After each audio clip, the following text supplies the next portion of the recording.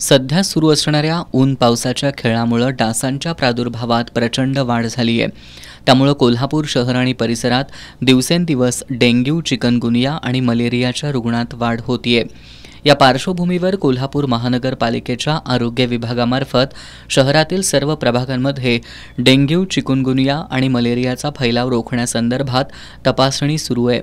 शुक्रवारी ताराबाई पार्कमधील एसटीच्या कार्यशाळेच्या परिसराची तपासणी करण्यात आली।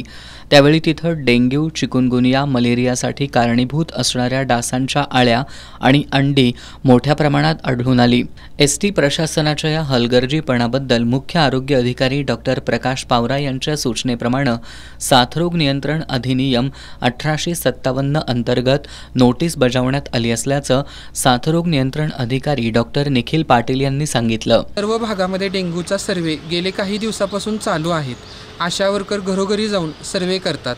तसेच आज बावडा UPC अंतर्गत आशा वर्कर्स एस टी महाडेपोचा जुना डेपो येथे सर्वे करता आले असताना त्यांना छोटे छोटे कंटेनर म्हणजे एसटीचे स्क्रॅप केलेले पार्ट भरपूर प्रमाणात पडलेले आहेत आणि त्या ठिकाणी डेंग्यूच्या आळ्या मोठ्या प्रमाणात झालेल्या आहेत।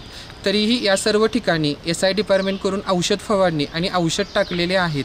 तसेच महापालिकेच्या साथरोग अधिनियमांतर्गत ST महाडेपोला नोटीससुद्धा बजावण्यात आलेली आहे की हे सर्व कंटेनर आणि सर्व स्क्रॅप कंटेनर रिकामी करून सावली म्हणजे एखाद्या छताखाली ठेवावेत की जेणेकरून जेथे पाणी साचणार नाही। या ठिकाणी आरोग्य विभागाकडील आरोग्य निरीक्षक नंदकुमार पाटील यांच्या विभागाकडून टेमीफॉस औषधाची फवारणी आणि धूर फवारणी करण्यात आली। यावेळी वैद्यकीय अधिकारी डॉक्टर पुलकित खंबायते, डॉक्टर निखिल पाटील, डॉक्टर आरती बिराजदार, समन्वयक नितीन जाधव, नागरी आरोग्य केंद्राकडील दीपाली सातवेकर, मनीषा धनवडे, पल्लवी गवळी, दीपाली कोथळीकर, अस्मिता कोळी, स्वाती झिरंगे, सतीश कांबळे, विनोद कांबळे, शिवाजी पाटील, प्रथमेश समुद्रे यांनी इथल्या कंटेनरची तपासणी करून उपाययोजना केल्या। डेंग्यू, चिकनगुनिया आणि मलेरियाचा वाढता प्रादुर्भाव रोखण्यासाठी आरोग्य विभाग कार्यरत असला तरी नागरिकांनी सुद्धा दक्षता बाळगावी असं आवाहन महापालिका प्रशासनाकडून करण्यात आलंय।